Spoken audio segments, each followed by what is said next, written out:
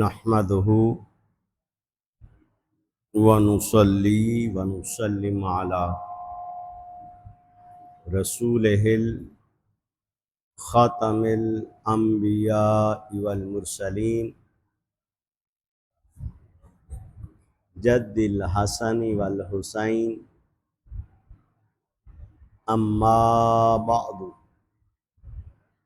فأعوذ بالله من الشيطان الرجيم بسم الله الرحمن الرحيم مرج البحرين يلتقيان بينهما برزخ لا يبغيان فبأي آلاء ربكما تكذبان يخرج منهما اللؤلؤ والمرجان فبأي آلاء ربكما تكذبان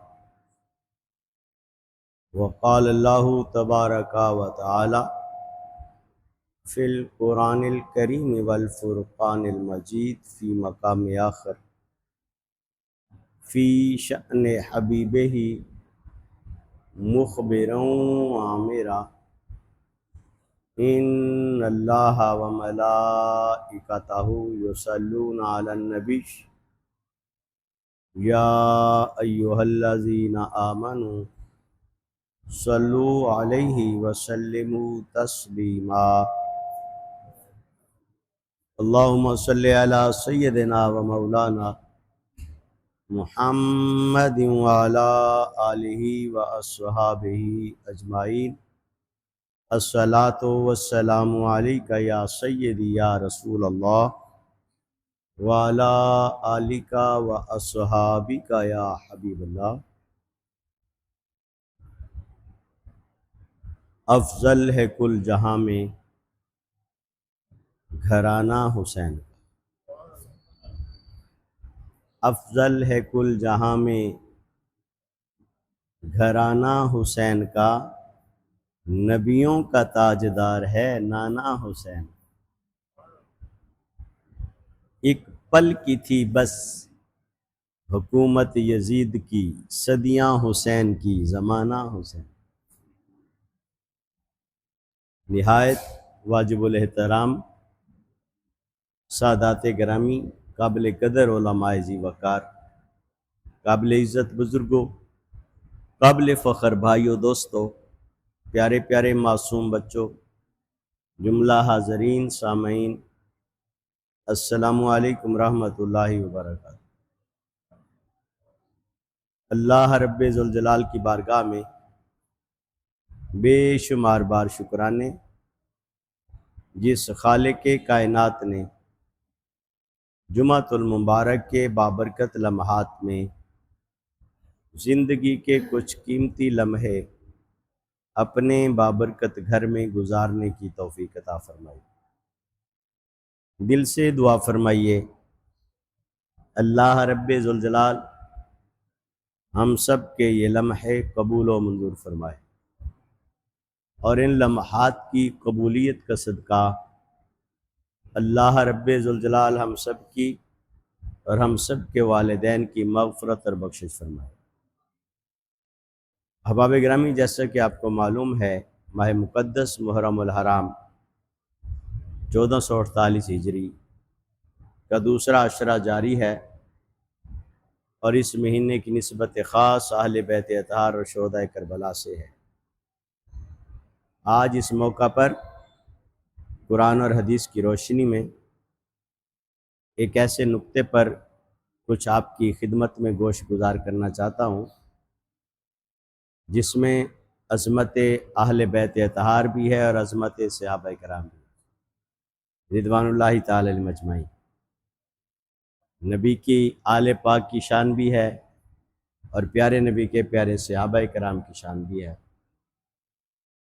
اور ان دونوں کا آپس میں تعلق محبت بھرا، آپس میں اخلاق، پیار، ایک دوسرے کی عزت افزائی، تاکہ ہم ان کی باہمی آپس میں اخوت بھائی چارے، ہمدردی اور ایک دوسرے کے ساتھ عزت و آبرو کے ساتھ جو ان کا تعلق ہے اس کو بیان کریں اور اس سے کچھ سیکھیں، تاکہ ہم صحابہ کرام اور اہل بیت اطہار کی سیرت اور کردار سے کچھ حاصل کر سکیں۔ اللہ تبارک و تعالیٰ نے قرآن کریم سورہ رحمان میں آیت بحرین میں ارشاد فرمایا، جس میں شان اہل بیت ہے، شان اصحاب رسول ہے۔ اس آیت کریمہ کی کئی تفسیریں ہیں، درجنوں۔ ان میں سے آج کے عنوان اور موقع کی مناسبت سے صرف ایک تفسیر عرض کروں گا۔ اللہ تبارک و تعالیٰ نے قرآن کریم میں ارشاد فرمایا، مرج البحرین، دو سمندر مل گئے، دو دریا مل گئے، تھے الگ الگ، تھے جدا جدا، جب مل گئے، یلتقیان، اب ایک ہو گئے، اب ایک ہو گئے، اب مل کے ایک ہو گئے۔ جیسے آپ کے لیفٹ سائیڈ سے دریائے ستلج جا رہا ہے اور آپ کے سامنے سے دریائے چناب آ رہا ہے، پیچھے جا کے دیکھیں تو الگ الگ ہیں، اور جلال پور کو کراس کر لیں تو پھر دو ہوں گے، ایک ہوگا، ایک۔ یہ سمجھنے کے لیے مثال ہے۔ اللہ تعالیٰ نے ارشاد فرمایا، مرج البحرین، دو دریا مل گئے، یلتقیان، اور مل کے ایک ہو گیا، اب چلتے ہیں تو اب مل کے چلتے ہیں۔ ان کی روانگی ایک ہے، اب ان کا بہاؤ ایک ہی ہے، اور اس کی وجہ کیا ہے؟ بینہما برزخ لا یبغیان، ان کے اوپر جو ایک سایہ، ایک چھتری، ایک تعلق، ایک رشتہ، ایک واسطہ، ایک وسیلہ ذات مصطفیٰ کا ہے نا، وہ انہیں جدا نہیں ہونے۔ فَبِأَيِّ آلَاءِ رَبِّكُمَا تُكَذِّبَانِ، اللہ تعالیٰ کی کس کس نعمت اور کس کس شان کو جھٹلاؤ گے؟ یخرج منہم اللؤلؤ والمرجان، اسی دریا کی گہرائی سے لولو اور مرجان جیسے ہیرے اور موتی ملتے ہیں۔ اب ان آیات کریمہ کی بے شمار تفاسیر ہیں، وہ ساری اپنی جگہ حق اور سچ ہیں، ان میں سے ایک عرض کرتا ہوں۔ دو دریاؤں سے مراد دو جماعتیں، دو طبقات، دو گروپ، ایک جماعت جماعت صحابہ ہے اور ایک جماعت جماعت اہل بیت اطہار۔ پیارے نبی کے اصحاب بھی شان والے ہیں اور پیارے نبی کی آل پاک بھی۔ بینہما برزخ، ان دونوں کے اوپر، ان دونوں کے درمیان جو سلسلہ واسطہ اور وسیلہ برکت ہے، جو انہوں نے ان کو ملایا ہے، جنہوں نے ان کو آپس میں رچایا بسایا ہے، وہ ذات مصطفیٰ ہے صلی اللہ علیہ وسلم۔ اگر کسی صحابی کو درجہ صحابیت ملا ہے تو وہ بھی صدقہ مصطفیٰ کا اور نسبت مصطفیٰ صلی اللہ علیہ وسلم۔ آپ کے بغیر کوئی صحابی نہیں بن سکتا، آپ کی نسبت، آپ کی سنگت، آپ کی صحبت کے بغیر کوئی ولی ہو جائے گا، غوث، کتب، ابدال، کلندر، مجدد، مفسر، محدث ہو جائے گا، پر صحابی وہی ہوگا جس نے ادب، محبت اور پیار کی نظر سے دیدار مصطفیٰ کیا ہے، جیتی جاگتی آنکھوں سے، خواب میں نہیں۔ اور دوسرا جو اہل بیت اطہار ہیں، وہ بھی، ان کو بھی اگر یہ رتبہ مقام ملا ہے تو صدقہ مصطفیٰ کا۔ میرے نبی کی نسبت اور میرے نبی کے خون کے بغیر، حسب نسب کے بغیر کوئی آل نبی نہیں ہو سکتا۔ یہ دونوں ہستیوں کی آپس میں بڑا اخلاق اور پیار ہے۔ یہ دونوں ہستیاں شان والی ہیں، جب یہ مل گئی ہیں، جب تک ملے نہیں تھے، کوئی قریشی تھا، کوئی انصاری تھا، کوئی فارسی تھا، کوئی حبشی تھا، کوئی یمنی تھا، کوئی شامی تھا، کوئی کس رنگ میں تھا، کوئی کس حال میں تھا، کسی کا نام کچھ تھا، کسی کا نام کچھ تھا، جب تک دور تھے تو الگ الگ تھے، جدا جدا تھے، نام الگ الگ، قبیلے الگ الگ، ذات پات جدا جدا، شناخت جدا جدا، حسب و نسب جدا جدا، اور جب مل گئے پھر باقی سارے نام پیچھے ہو گئے، پھر کوئی اصحاب رسول کا ٹائٹل لے گیا، کوئی صفحہ کے چبوترے اور اصحاب صفحہ کا ٹائٹل لے گیا۔ پھر سب سے بڑا درجہ قبیلے سے بھی، نام سے بھی، خاندان سے بھی، پھر سب سے بڑا رتبہ جو انہیں ملا وہ صحابیت مصطفیٰ کا، وہ نبی کے صحابہ ٹھہرے۔ اب جو سوچنے اور سمجھنے والی بات ہے، ان میں ان کی آپس میں یہ محبت کیوں نہ ہوتی، ایک دوسرے کی عزت اور احترام کیوں نہ ہوتی، جن کو فیض براہ راست ذات رسول صلی اللہ علیہ وسلم سے مل رہا ہے، یخرج منہما اللؤلؤ والمرجان، مفسرین کرام فرماتے ہیں کہ یہ جو لولو اور مرجان، سبز رنگ کا اور سرخ رنگ کے جو ہیرے اور موتی ہوتے ہیں، یہ ان میں سے نکلتے ہیں۔ مطلب کیا ہے؟ مطلب یہ ہے کہ اگر دونوں کی محبت جیسے سینے میں آ جائے، ان میں ایمان کا ہیرا سرسبز ہو جاتا ہے، ان میں تقوی اور طہارت، ان کے اندر ایمان کی برکت، ایمان تازہ ہو جاتا ہے۔ یعنی صاحب ایمان ہونے کے لیے لازم ہے کہ عشق رسول کے ساتھ محبت اصحاب رسول بھی ہو اور مودت آل نبی اور اہل بیت اطہار بھی۔ اب جو آپ کو عقلی نکتہ بیان کرنا چاہتا ہوں کہ ان کی آپس میں محبت کس قدر تھی اور کیوں کر تھی۔ دیکھیں، ہم نے اہل بیت اطہار کا مرتبہ اور مقام احادیث میں سنا، کسی نے پڑھا، کسی نے سنایا، تو ہمارے دل میں ان کی محبت زیادہ ہوگی، محبت زیادہ ہوگی۔ ان کی شان سنی، رتبہ سنا، ان کے اعزازات، ان کے فضائل مناقب سنے، اور سن کے دل میں ایمان بھی تازہ ہوا اور ان کی محبت بھی تازہ ہو، مودت بھی تازہ ہو۔ سنی ہے نا؟ سن کے ایسا ہوا ہے نا؟ ہم میں سے بعض پڑھے لکھے ایسے ہوں گے جنہوں نے خود پڑھی ہوگی، ان کو اور زیادہ تقویت ملتی ہے، انہیں اور زیادہ لذت ایمانی نصیب ہوتی ہے، جو خود مطالعہ کرتا ہے، خود پڑھتا ہے احادیث میں، تاریخ میں۔ اچھا یہ بتاؤ، ہم میں سے کسی نے جو شان ہم نے سنی ہے، پڑھی ہے، ہم میں سے کسی نے دیکھی بھی ہے؟ ہم نے دیکھا تو نہیں ہے ان ہستی۔ مثال کے طور پر ہم نے سنا احادیث نبویہ کی روشنی میں کہ اگر حسنین کریمین آقا علیہ السلام کی پشت مبارک پر سوار ہو جاتے تو میرے آقا اس محبت میں اور ان کی محبت میں سجدہ لمبا فرما دے۔ سنا ہے نا؟ سنا ہے نا؟ بعض نے پڑھا ہوگا، تو سن اور پڑھ کے حسنین کریمین کی شان، ادب، محبت دل میں بڑھتا ہے کہ نہیں بڑھتا؟ ہم میں سے کسی نے یہ منظر دیکھا بھی تھا؟ جی بولے نا، کسی نے دیکھا تو؟ اگر ہم میں سے کوئی دیکھ لیتا تو محبت میں اور زیادہ اضافہ ہوتا یا نہ ہوتا؟ پکی بات ہے۔ سنی ہوئی بات اور ہے، پڑھی ہوئی بات اور ہوئی، اور آنکھوں سے دیکھی ہوئی فرق ہے یا نہیں ہے؟ فرق ہے نا؟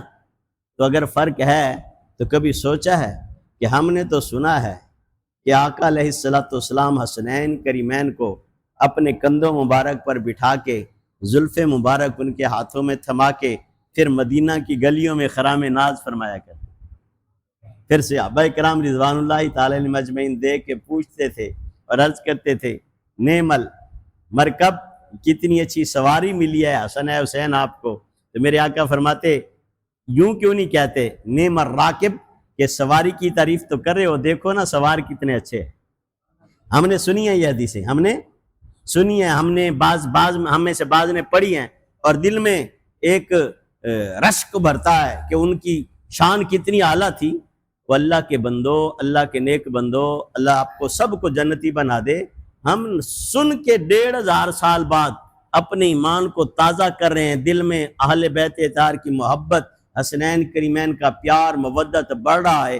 کبھی سوچا ہے تنہائی میں جن نبی کے پیارے صحابہ نے یہ منظر آنکھوں سے دیکھے ہیں، ان کے دل میں ان کا پیار کتنا ہوگا؟ ان ہستیوں کے دل میں ان کا پیار کتنا ہوگا جنہوں نے یہ سارے منظر لائیو دیکھے، آنکھوں سے دیکھے۔ یہی وجہ ہے آپ نے تو صرف سنا ہے نا کہ مسجد نبوی کا حال تھا، تاجدار ختم نبوت امام الانبیاء سید الانبیاء حضرت محمد مصطفیٰ صلی اللہ علیہ وآلہ وسلم جمعے کا خطبہ ارشاد فرما رہے تھے۔ اچھا ایک بات بتاؤ، جمعے کا خطبہ بند کمرے میں چھپ کے ہوتا ہے یا علال اعلان مجمع کے اندر ہوتا ہے؟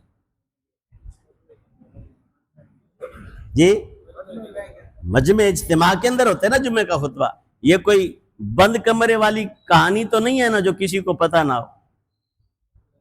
جمعے کا خطبہ ہے، مسجد نبوی ہے، اور خطبہ خود تاجدار ختم نبوت ارشاد فرما رہے ہیں۔ صحابہ اکرام کا اجتماع ہوگا کہ نہیں ہوگا؟ مدینہ کی دھرتی ہے، ہوگا کہ نہیں ہوگا؟ ہوگا۔ اب دوران خطبہ حسنین کریمین اپنے بچپن کے جوبن کے ساتھ بن سنور کے مسجد میں انٹری دیتے،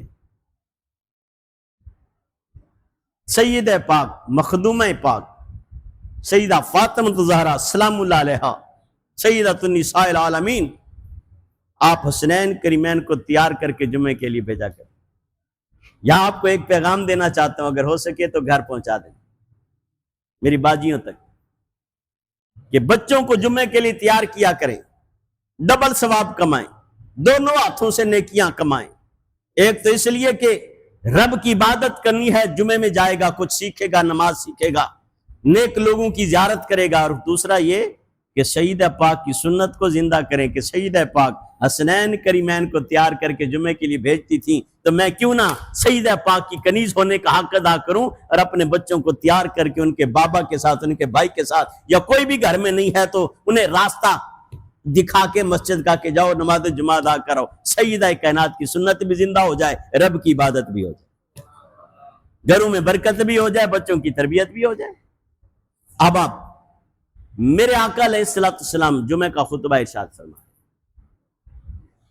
حسنین کریمین بن سنور کے شہزادے مسجد نبوی میں داخل ہوتے ہیں، جو ہی داخل ہوتے ہیں آپ کی آب و تاب، آپ کی رونق، صحابہ کرام رضوان اللہ تعالی علیہم اجمعین کی نظریں ان پر جمتی ہیں، ادھر میرے آقا علیہ السلام کے دل میں ان کی جو محبت ہے وہ ٹھاٹھے مارتا ہوا سمندر، وہ موج زن ہوتی ہے۔ میرے آقا خطبہ روک دیتے، خطبہ روک دیتے، حالانکہ یہ جو خطبہ ہے جمعہ کا عید کا یہ واجب ہے، اور یہ جمعہ کا خطبہ 2 رکعت نماز کے قائم مقام ہے۔ آپ 6 دن زور کی نماز پڑھتے ہیں نا، زور کے فرض کتنے پڑھتے ہیں؟ اونچا بولیں، زور کے فرض باقی دنوں میں کتنے پڑھتے ہیں؟ جمعے والے دن ہم فرض کتنے پڑھتے ہیں؟ فرض 2 پڑھتے ہیں۔ جو 2 فرضوں کے بعد 4 رکعت ہم پڑھتے ہیں وہ سنت ہوتی ہیں۔ بعض میرے سادہ لوگ بھائی جو ہیں وہ ان کو سمجھتے ہیں کہ ابھی ہم وہ فرض پڑھیں۔ جمعے میں فرض صرف جو جمعے کی جماعت کے بعد جو 4 رکعت پڑھتے ہیں وہ کیا ہیں، اور اس کے بعد 2 رکعت پڑھتے ہیں وہ بھی سنت، اور آخر میں جو 2 رکعت پڑھتے ہیں وہ نفل ہے۔ فرض صرف یہ، باقی 6 دنوں میں فرض ظہر کے کتنے؟ 4، تو باقی جمعے والے دن 2 فرض کدھر گئے؟ یہ جو آپ خطبہ سنتے ہیں یہ 2 رکعت کے قائم مقام میں آپ 2 فرض پڑھتے ہیں، اجر 4 کا ملتا ہے، یہ واجب ہے۔ اجر کتنا ملتا ہے؟ یعنی اتنا اہم ترین نماز کا جز خطبہ۔ لیکن حسنین کریمین کی محبت کا کمال یہ ہے کہ خطبہ ارشاد فرماتے ہوئے خود امام صاحب اور خطیب صاحب اور شارع اسلام، خود تاجدار ختم نبوت جو شریعت کو بھی سمجھتے ہیں، دین کو بھی سمجھتے ہیں، ایمان کو بھی سمجھتے ہیں، بلکہ خیرات تقسیم فرماتے ہیں، وہ خود حسنین کریمین کی محبت میں خطبہ روک، خطبہ منبر چھوڑ دیتے ہیں اور آگے بڑھ کر صفوں کو چیرتے ہوئے حسنین کریمین کو اٹھا کے سینے سے۔ اب صحابہ کرام یہ منظر دیکھ رہے ہیں، یہی وجہ ہے یہ جو ہم کہتے ہیں نا جمعے کے 2 خطبے، 2 شو خطبے نہیں ہوتے، خطبہ ایک ہی ہوتا ہے، خطبہ ایک ہی ہوتا ہے۔ یہ درمیان میں وقفہ اس دن سے ہوا ہے، اس سے پہلے کوئی وقفہ خطبے کا نہیں ہوتا تھا۔ امام صاحب خطبہ شروع کرتے تھے اور ختم کر دیتے تھے، ایک ہی خطبہ ہوتا تھا، اب بھی ایک ہی ہے۔ جس دن سے تاجدار ختم نبوت امام الانبیاء سید الانبیاء حضرت محمد مصطفیٰ صلی اللہ علیہ وآلہ وسلم نے حسنین کریمین کی محبت میں خطبہ روک کر چھوڑ کر منبر سے اتر کر حسنین کریمین کو اٹھایا ہے، تب سے نبی کی اس سنت کو زندہ کرنے کے لیے امام خطبہ پڑھ کے کچھ حصہ پھر بیٹھ جاتا ہے، ہم سمجھتے ہیں خطبہ مکمل ہو گیا دوسرا شروع ہوگا، وہ پھر کھڑے ہو کر وہ حسنین کریمین کی یاد میں نبی کی سنت کو زندہ کیا جائے۔ پتہ چلا عید اور جمعے کا خطبہ بھی حسنین کریمین کی محبت کو یاد دلاتا ہے، اور ہر نماز کی آخری رکعت جس میں درود پڑھا جاتا ہے وہ بھی حسنین کریمین کی یاد تازہ دلاتی ہے، اس لیے کہ قال النبی صلی اللہ علیہ وآلہ وسلم من صلی صلاۃ ولم یصلی علیہ صلاۃ لا صلاۃ لہ، کما قال النبی صلی اللہ علیہ وآلہ وسلم، میرے آقا نے ارشاد فرمایا جو نماز پڑھے اور نماز کے اندر مجھ پر اور میری آل پر درود نہ پڑھے اس کی نماز۔ صحابہ کرام نے پوچھا آقا یا رسول اللہ کون سا درود پڑھنا ہے؟ مختلف درود پڑھتے ہیں، میرے آقا نے کئی درود بتائے، اس میں مین درود ابراہیمی بھی ہے، لیکن جتنے درود میرے نبی نے بتائے اس میں ایک لفظ لازم ہے، اللہم صلی علی محمد والا، یہ جو آل محمد ہے یہی آل بیت اطہار ہے، یہی سید پاک ہے، یہی مولا کائنات ہے، یہی حسنین کریمین ہے، یہی ہر سید زادہ اور ہر سید زادی کا ذکر پاک اور محبت اور مودت اسی آل محمد میں ہے۔ امام مہدی علیہ السلام اور قیامت تک ہر اہل سادات سید زادے سید زادیاں ان کا ذکر، ان کی مودت، ان کی محبت یہ ہے کہ اب اس کا نتیجہ یہ ہے ایک شخص 2 رکعت پڑھے اور 2 رکعت میں پورا قرآن پڑھ دے، لیکن اگر آل محمد نہیں پڑھا تو اس کی نماز نہیں ہوگی۔ ان کے بغیر نہ خطبہ ہوتا ہے نہ نماز۔ اہل بیت اطہار، آل نبی، اولاد علی، گھرانے مصطفیٰ، ان کے ذکر اور ان کی یاد کے بغیر نہ خطبہ ہوتا ہے نہ۔ اب یہی عقیدہ صحابہ کرام کا تھا۔ اب وقت یہ نکتہ وہی سمجھانے کی کوشش کر رہا ہوں، ہم نے سنا یا پڑھا، دل میں اس گھرانے کی محبت اور پیار بڑھ گیا، جن پیارے نبی کے عظیم صحابہ کرام نے آنکھوں سے دیکھا ہے ان کے دل میں محبت کا عالم کیا ہو۔ یہی وجہ ہے، نکتے پر آ جائیں، یہی وجہ ہے۔ وقت گزرتا گیا، افضل البشر بعد الانبیاء بالتحقیق سیدنا حضرت ابوبکر صدیق رضی اللہ تعالیٰ عنہ کا دور خلافت آیا، آپ امیر المومنین والمسلمین ہیں، آپ نماز جمعہ کے لیے خطبہ ارشاد فرما رہے ہیں اور اجتماع بڑا ہے صحابہ کرام کا رضوان اللہ تعالی علیہم اجمعین۔ اتنے میں پھر حسنین کریمین سجدہ کے تشریف لائے۔ اب وہ عمر میں بڑے ہو چکے تھے، کم و بیش 10 سال کی عمر ہو چکی تھی تب۔ اب وہ اتنے بچے نہیں تھے کہ جس طرح آقا علیہ السلام نے ان کو بچپنے میں اٹھایا تھا، اب اسے عمر بڑھ گئی تھی، اب وہ سنبھل کے خود چل سکتے تھے۔ اس کے باوجود حضرت ابوبکر صدیق رضی اللہ تعالیٰ ان کو آتے دیکھا تو خطبہ روک دیا، منبر چھوڑ دیا، نیچے اتر آئے، حسنین کریمین کو سینے سے لگا، پھر واپس پلٹے خطبے کی طرف۔ صحابہ کرام رضوان اللہ تعالی علیہم اجمعین عرض کرنے لگے ابوبکر صدیق کمال کرتے ہو، نماز کا ٹائم ہے، آپ خطبہ ارشاد فرما رہے ہو اور ہزارہ صحابہ کرام انتظار میں ہیں اور آپ منبر بھی چھوڑ رہے ہو، خطبہ بھی روک رہے ہو۔ آپ نے فرمایا آپ کو کیا خبر، میں نے خود اپنی آنکھوں سے دیکھا تھا، یہی شہزادے اس عمر سے چھوٹی عمر تھی، میرے آقا اسی مسجد اسی منبر پر خطبہ ارشاد فرما رہے تھے، جب یہ مسجد میں داخل ہوئے تھے میرے آقا نے منبر بھی چھوڑا تھا، خطبہ بھی چھوڑا تھا۔ آج میں ابوبکر صدیق جسے تاج تار ختم نبوت کے صدقے یہ منبر اور محراب ملا ہے، نبی کی سنت کو زندہ نہ کروں تو اور کیا کروں، میں نے آنکھوں سے دیکھا تھا، جیسے مصطفیٰ نے کیا تھا میں نے ویسے کیا۔ ان کا آپس میں پیار تھا، محبت، ادب تھا، ایک دوسرے کی عزت اور احترام کرتے تھے۔ ہمیں بھی یہی سبق ہے کہ اہل بیت اطہار اور صحابہ رسول کی سیرت اور سنت کے مطابق آپس میں ایک دوسرے کی عزت اور احترام بڑھائیں، ایک دوسرے کو عزت دیں، احترام دیں، جھگڑوں میں نہ پڑیں، اور خاص طور پر جاتے جاتے کان کھول کے ایک پیغام میرا سن لیں اور جہاں تک ہو سکے پہنچا دیں۔ ذرا آنکھیں کھولیں، حالات بڑے تشویشناک ہوتے جا رہے ہیں بچوں کے حوالے سے، اور جنسی بے راہ روی، جنسی تشدد کے حوالے سے، قتل و غارت کے حوالے سے حالات آپ کے سامنے بڑے تشویشناک ہیں۔ ذرا آنکھیں کھول کے رکھیں، بچوں کا آزادانہ باہر آنا جانا بند کریں، اپنی نگرانی میں رکھیں، کسی بندے پر اعتماد نہ کریں۔ بے شک دیکھا بھالا ہے، بے شک عزیز ہے، رشتہ دار ہے، عزت احترام اپنی جگہ، لیکن اب حالات دیکھ کے آپ کو الرٹ کر رہا ہوں، کسی پر اعتبار نہ کریں، کسی ڈرائیور، کسی ملازم پر، کسی آیا، کسی کام والی پر کوئی اعتبار مت کریں۔ اپنی آنکھیں کھولیں، اپنی بچوں کو اپنی نظروں میں رکھیں۔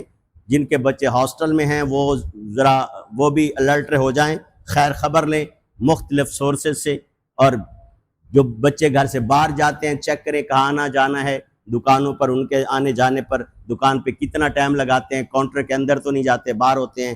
آپ میری بات سمجھ رہے ہیں میرا خیال ہے جی؟ تو ذرا ہوشیار ہو جائیں، حالات خراب میں ایسا نہ ہو کہ اب تک ہم خبریں سنتے ہیں فلاں شہر کی خبر ہے، کہیں ایسا نہ ہو کہ ہمارے گھر ایسا ہونے لگ جائے۔ اللہ تعالیٰ ہر گھر کی حفاظت فرمائے، اللہ تعالیٰ ہر چادر اور چار دیواری کی خیر فرمائے۔ اور جو نوجوان نسل ہے، بیٹا میں آپ کو ہاتھ جوڑ کے کہتا ہوں، باوضو رہیں، اپنی جوانی کی حفاظت کریں۔ اس موبائل کی تباہ کاریوں نے برباد کر دیا ہے ایمان کو اور غیرت کو اور عزت کو۔ خدا کے لیے اپنی جوانیوں کی حفاظت کریں، باوضو رہیں، زبان پر ورد و رات درود استغفار رکھیں، نماز کی پابندی کریں، بری صحبت جو آپ کو برے خیالات، بری مذاق کرتے ہیں ان کے ساتھ تعلق توڑ دیں، جو آپ کو اچھی بات کرتے ہیں ان کی سنگت میں رہیں، نیک لوگ نمازیوں کے ساتھ، مسجد کے ساتھ تعلق بنائیں، قرآن کی تلاوت کے ساتھ تعلق بنائیں، اچھی دینی کتابوں کا مطالعہ کریں، اپنے اسلاف کی سیرت کو پڑھیں، سیرت رسول کی کتاب گھر میں رکھیں، صحابہ کرام کی اہل بیت اطہار کی سیرت اور سنت کو، اولیاء اور صوفیاء کے واقعات کو ان کو پڑھیں اگر آپ کے پاس ایکسٹرا ٹائم ہے تو۔ اس سکرین کے زہر سے بچیں، یہ بہت خطرناک موسٹ ڈینجرس ڈرگز ہے، یہ بہت خطرناک ہتھیار ہیں، ویپن ہے، اسے سکرین نہ سمجھے، اس سوشل میڈیا کے ایک شیشے کی سکرین کو، اس کے اندر بہت کچھ خطرناک ہے۔ تو اس وقت بڑے حالات نازک ہیں، ضرورت کی حد تک اسے استعمال کریں، اس سے روکا بھی نہیں جا سکتا، لیکن ضرورت کی حد تک اسے سکرین ٹائم اپنا بالکل لمیٹڈ کر دیں، محدود کر دیں، اور اپنی زندگیوں کو بچائیں، اپنی جوانیوں کو بچائیں۔ ایک انسان کی غلطی کئی گھرانوں کو برباد کر دیتی ہے، آپ دیکھ رہے ہو، ایک انسان ایسا قدم اٹھاتا ہے کہ اس کا پورا خاندان گھر سے باہر منہ نہیں نکال سکتا۔ والدین تو رہے، والدین کی جگہ پورا خاندان کہیں منہ دکھانے کے لائق نہیں ہوتا، وہ جیتے جی چلتی پھرتی لاش ہے، وہ مرا ہوا ہے، نہ بہن بھائی کسی کو منہ دکھا سکتے ہیں۔ اس لیے قبل اس کے کہ وہ وقت اور وہ طوفان اور وہ فتنہ ہمارے اندر اور ہمارے گھر داخل ہو، اس سے پہلے الرٹ ہو جائیں، طہارت میں رہیں، توبہ استغفار کریں۔ اللہ تعالیٰ آپ کو مجھے سمجھنے اور